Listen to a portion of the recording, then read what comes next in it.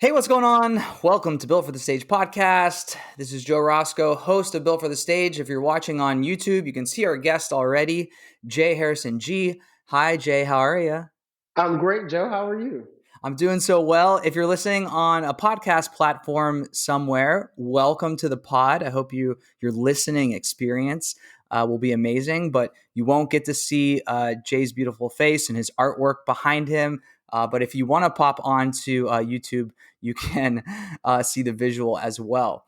If you want to hop on to builtforthestage.com, you could try a free trial there. Special thanks to our producing team, the Broadway Podcast Network. So we're going to have a good time here with Jay, getting to know Jay Harrison Ghee, getting to see what he's been up to. And let's get it started. So you just let me know before we started recording that you're in Atlanta right now. Tell us a little bit about what's going on in Atlanta. Yeah, down here shooting for Netflix. I'll keep it on the hush for now of what that is. But if you know me, if you follow me, you know what I've done before for them. So excited to have this opportunity to get back to work. And it came at the perfect time. I was just at the point of like, okay, I'm sick of looking at my apartment walls. Like I was beyond. And so this came and I was like, great, please let me do anything. And it was interesting getting back to work because I was like, do I still have it? Do I know what I'm doing? Is it in there? Tell us about that experience, because I think it's valuable for everyone listening that are performers to hear, because whether they're going through it now or maybe they'll go through it in the future, I think it'd be extremely helpful for you to just share that experience so that they can maybe be put at ease or draw some inspiration from it. How's that been? Yeah, for sure. I mean, it was so a little nerve wracking because for a year I haven't been working consistently. There have been a lot of virtual things, a lot of remote recording of stuff, but to be back to work and amongst people and applying myself again was definitely I had to like dust off the cobwebs and get out of my own head quite often. So it's been fun to get back to work and to tap back into my gifts and my talents and be like, okay, it's still there. You still got it. It's okay. Trust yourself. Has it been ongoing, or is it pretty much just like initial butterflies and right when you got into it, you just kind of snapped right back into it? It's ebbed and flowed. There have definitely been moments where I've had like where I'm like, okay, you got too far in your head and that you overthought that thing. And then there are other moments where I'm like, oh no, you got it. Just be confident and trust your instincts. So Yeah. but like I said, it's just nice to be getting back to active life, getting back into the swing of things. I'm so grateful for it. Well, if everyone listening is very intrigued, you can head on over to Jay's Instagram, Jay Harrison Ghee, and it's in the description of this episode. And in his bio there, you might be able to figure it out. Yeah. So for everyone also listening, and you probably read the description and the title of this podcast, but you might have seen Jay playing Lola in Kinky Boots, and you will eventually, in the very near future, cannot wait, see Jay in Mrs. Doubtfire playing Andre Mayem. Mayem. Yeah. Now, love me some Mrs. Doubtfire, the movie, and I've gotten to speak with a few, Brian and Casey from the cast as well. Yeah. So a little bit of insight on Mrs. Doubtfire. Tell us about your character and maybe like some things that the audience can look forward to that they don't necessarily know about just having seen the movie. Yeah, Andre Mayem is I am married to Doubtfire's brother. So from the movie, I am Aunt Jack, and I am married to not Rob McClure. He's Doubtfire. I'm married to Brad Oscar. We're husbands in the show, and we get the fabulous task of putting him into Doubtfire to creating that. And so our number in the show is high energy and fun, and we play around with different characters, and it's really such a fabulous time. And watching Rob McClure play Doubtfire every night is like a masterclass. I get a front row seat to brilliance, and I cannot wait to get back to it. And playing with Brad Oscar is like a whole other thing on its own. We have such fun. I've run into him a couple times recently back in the city, and it's been such an emotional response because the first time I saw him, I was coming out of the post office on 52nd Street, and it was the first time we had seen each other in almost a year. And we just like were like two magnets, and we were like, we're hugging, we're doing this, and and then there were tears, and it was just like everything. And I love him, and the cast is just so incredibly talented. Jen Gambatese, who plays Miranda, is fantastic, and she really is the mother of the cast. It's a wonderful family that we build, and we're all excited to get back to it and share the message of love and what you'll do for the people you love and want to be around. Okay. I love this topic. Can we go can we go into the themes and messages a bit more from what we can expect when we see the show? Yeah, it's everything you expect and know from the movie. You get it, and we get to dive a little deeper. You know, Aunt Jack in the movie, you only get the pretty much the one scene of them putting him into Doubtfire, and then you don't really see them again. But we really dig into the idea of what you will do to be with the ones you love and what that means. And in this time, the year we've experienced, by the time we get back, it'll almost be 2 years. Um, it really will speak to the hearts of audiences of love. And again, the lengths at which you will go to do what you love, to be around the people who mean the most to you, in order to share space and to love on each other. And again, we've created our own little Doubtfire family that is truly so supportive. I mean, every month we still do Zoom meetings, and catch up with everyone and check in and keep in touch. So we'll definitely be happy to get back in a room and be our little family again. How rowdy do those Zoom meetings get? They stay pretty sensible, I will say. I'm just imagining a cast of performers in a Zoom meeting, and that it's going to be hard to get a word in edgewise in there. Oh, for sure. I mean, and then we're all, people have spread out and gone back to home, different places, or Jen has been on a road trip with her family in an RV. So, like, she's updating everybody on what she's doing around the country. Um, we definitely have a good time, but it's generally sensible. And Jerry Zaks, our director, is always a hoot. He's a comedian himself. So Sure. there's lots of laughs always. Sure. You got to go into previews. Remind me. Yeah, Okay. yeah, we were 3 previews into Broadway before the big shutdown. Yeah. The reason I wanted to ask, because everyone that knows the movie, your most, I guess, the iconic scene of them in the salon, right, where they're doing the Yeah, transformation.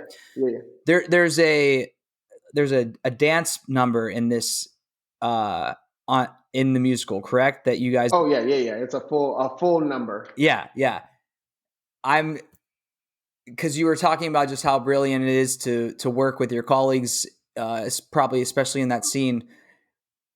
Was every night or every rehearsal never the same? I could just imagine little fun moments that just keep evolving and Oh, evolving and evolving as time goes on. for sure. And that's one of the things I've come to really enjoy about originating and creating a show, and how fun it is in rehearsal to be able to play in the freedom. And again, with Rob and Jerry Zaks, like, there's room to play every day. Rob is just as brilliant as Robin Williams, in the sense of, in rehearsal, I mean, a little flub or a thing, like, he picks it up, and his improvisation skills are incredible.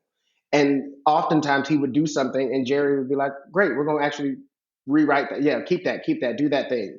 And we're just in there cracking up and throwing new things at each other every day, and finding the story we're telling and finding it better and better in new ways. Um, and of course, with live audiences, that always affects the energy as well.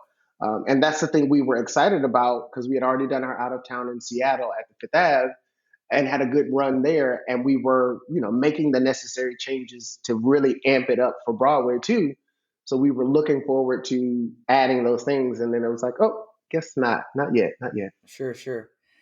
Now that you've jumped into this project again in Atlanta, I know some of our, not some, a good portion of our listeners are maybe collegiate performers at a program, or people just aspiring to make it, if you will, whatever that means.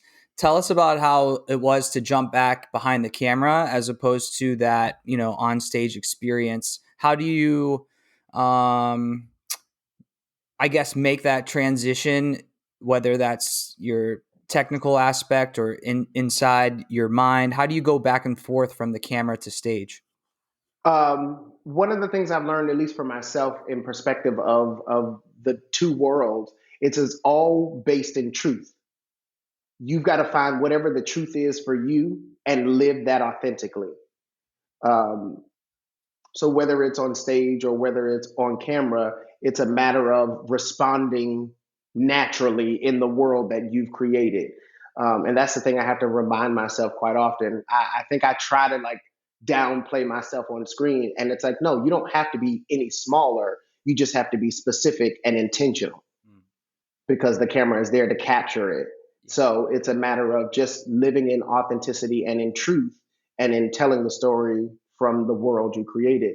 And I really do, when I shot season one, I was going back and forth doing Kinky Boots at the same time. And so I was literally taking something from each realm and kind of using it in the other, and honing in on everything and making sure that I was being grounded and remaining authentic and having that specificity at all times. And whether you're on stage, on camera, or in life, I think that is a great way to operate in truth and in authenticity. And that's just something I aspire to do every day. I love that. We always do a cold lead in for the show before the intro, like of something that we really loved what the guest said, and I'm assuming that's going to be it, probably right there. Though, I love that. You mentioned Kinky Boots. This was your Broadway debut, correct? Yeah. Okay, so tell us what that was like for young Jay coming into this show and playing such a now iconic role. How did that kind of shape you moving forward? Oh my God, Kinky Boots changed my life in every way because I started that show on tour as a swing and a Lola understudy, and I was the assistant dance captain. So I got to see the show from literally every angle. And then I took over the tour as Lola, and I was very content, very happy, and was like, great, I'm just going to sit here, ride out the tour. And then Jerry Mitchell came and checked on the show in Sacramento, and we were doing a day rehearsal, and he was like, we want to take you to Broadway. It's time. And it's the one time in my life I've actually been speechless, because I was like, wait, what? You want me to go to Broadway and be Lola? Like, as my debut? Like, it was mind blowing, but also, again, life changing because then I got to go to Broadway and experience that company of people, most of them still original cast members. And then I got 7 different Charlies in the 2 years I was on Broadway, and such a range of people to work opposite against, from Brendan Urie to Jake Shears to Tyler Glenn, Mark Ballas, and like playing amongst all these guys, some of them having theater experience, some of them not, and creating that relationship and those bonds was fun and expanded my arsenal and helped me be a better performer. Yeah. Yeah. How many Charlies did you say? 7. Wow. In two, it just in the 2 years I was on Broadway. So going back to your advice about being on camera, about playing your truth, I would have to assume that theory has to play the same when you're dealing with 7 completely different people. You have to, if you're going to be authentic up there, you definitely have to play the truth of the moment. Which is And that is the thing I found the most fun it was a new opportunity to find how this Charlie would affect my Lola. Yeah. I didn't go in with everyone being like, well, this is my show. I do it this way. And, I'm not changing. I made sure to, in rehearsals, have conversations that informed our scenes. Like in Act Two, we have the big argument between Charlie and Lola. And I would always ask each Charlie, what actually pisses you off? Like in real life, what is something that gets under your skin? So that I could find ways to authentically infuse that into the scene and find ways to find that authenticity. And really, it helped me to get to know those human beings. Yeah. Let's go back to that moment you said you were speechless when you found out you'd be transferring over to Broadway to make your debut. I was just going through your Instagram earlier, and I saw a young Jay holding My an bass. upright bass. It looks like. Yeah. Upright bass. So from that moment to the Broadway debut, like, how did that all transpire? As far as like, when did you have the aspirations of being an actor, or how did that all evolve in your life? I didn't come to the realization that I was going to pursue a career in it until about junior year of high school. Up until that point, I was pretty set on going to school for PR, communication, something in journalism. Um, my dad wanted me to do something safe and like in math and science and go get a safe job. He has a PhD in administration and a master's in history and philosophy. So he wanted a safe, secure path for his child.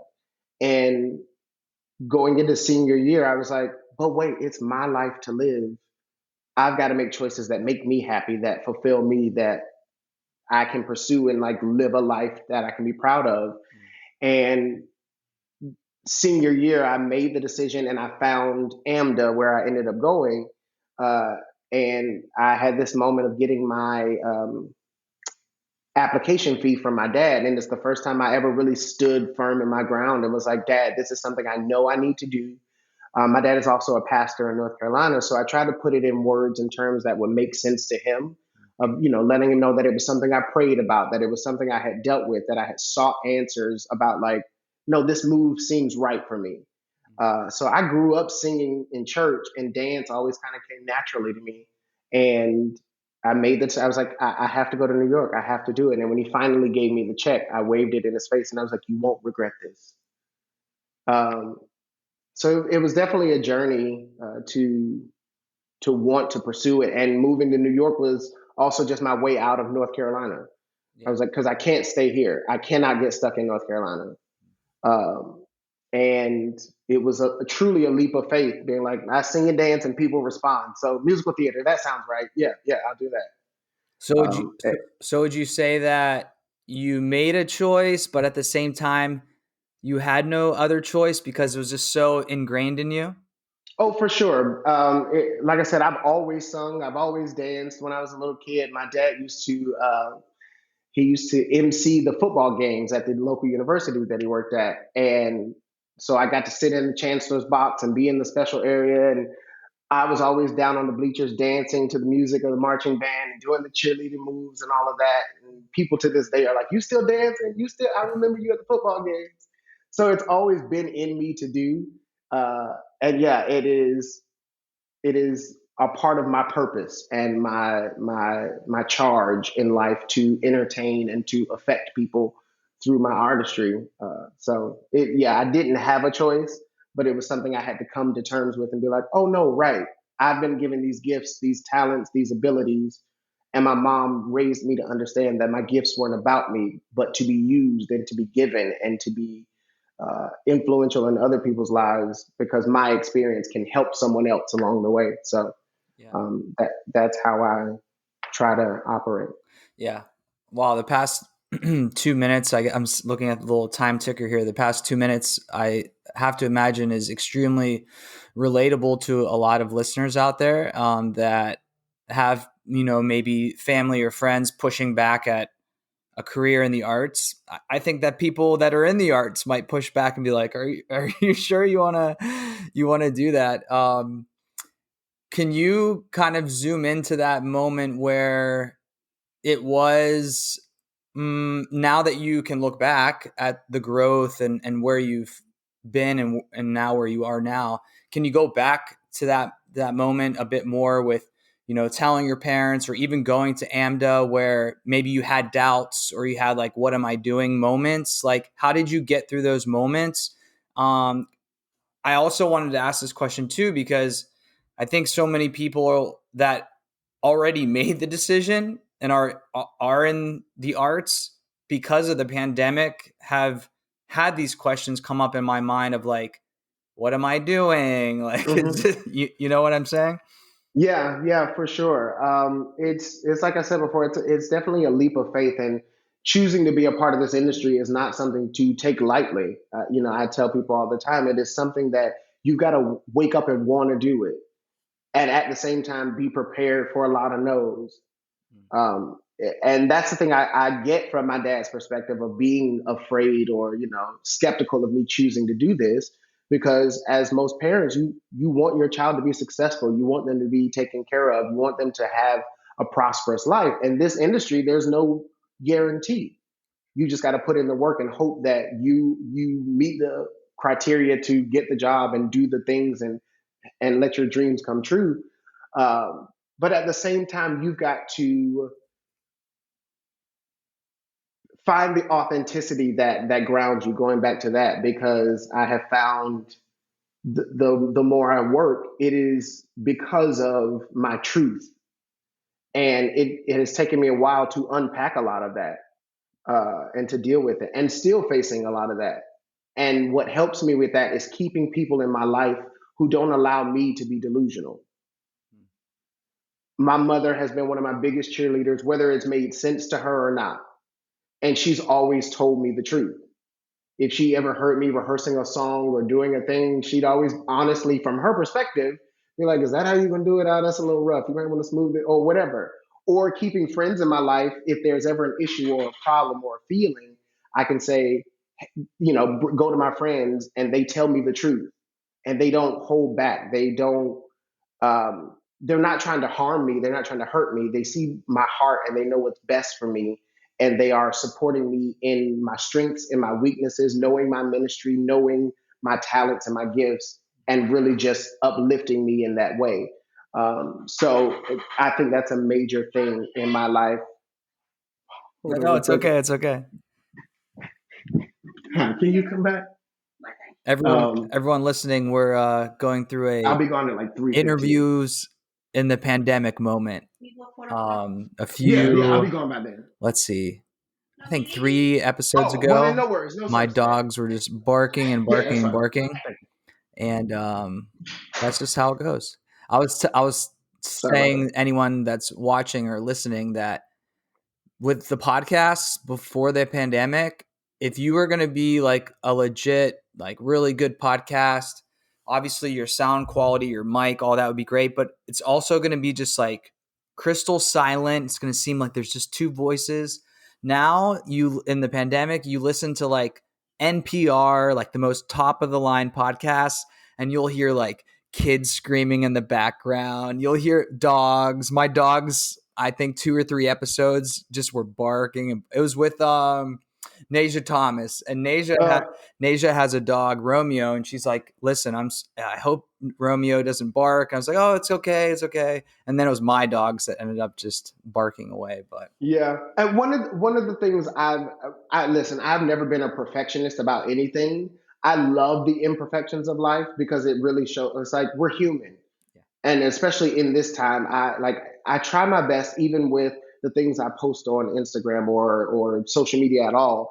I try to use as little filter as I can, because I don't want to add to the noise of social media, of seeing yourself filtered and doing all of that. I'm like, no, I want to be more transparent, and it's not always easy, but yeah, I personally, I'm like, no, no, no, no. I don't want to add all of that, because it gives you a false sense of whatever it is I'm posting anyway. yeah. And that's the tea with J. Harrison G. Bury that. I, And see, it's stuff like that that was birthed out of me just giving myself purpose and giving myself uh, more support and more love. And I quieted my own voice for a lot of years, um, because of society, because of the industry. I just kind of went along to get along. And I'm now finding, I'm like, no, my voice matters. It has, I have vision, I have purpose, and I can give that to myself and not expect it from other people. So if it's a little thing of signing on to go live just to talk, my Pride series last year on Instagram, or my Black History Month series in February, finding ways to not need validation from other people, but to actually authentically just be like, what resonates with me, and share that wholeheartedly. Yeah, I think that's not yeah, I'll say it's a safe bet in the sense of like, if you think this serves you, then there will be others out there that need this same messaging. But I think it's where, we get in trouble when it's like, oh, what do I think others think that I should be saying? Or what do I think that others want of me? As opposed to just keeping it central and knowing that your truth will be someone else's truth as well. Yeah, yeah. I don't like to force anything. That's why, when I was doing Kinky Boots, I would do the gospel according to Lola, and those always came out of an authentic message I needed to hear from myself, that I would hope resonated with people. And so people ask me all the time, are you going to do more gospels according to Lola? Are you going to? And I'm like, yes, but I'm not going to force it. I'm not going to do it just for the sake of to have content. I want to do it and it means something. I want to do it and it came from a genuine place. Yeah. All right. I think that's enough truth bombs for one episode. Everyone, you need to rewind and re-listen maybe 2 or 3 times for all of Jay's truth bombs there. Thanks so much, Jay, for spending some time with us on Built for the Stage podcast. Such a pleasure. Thank you for having me.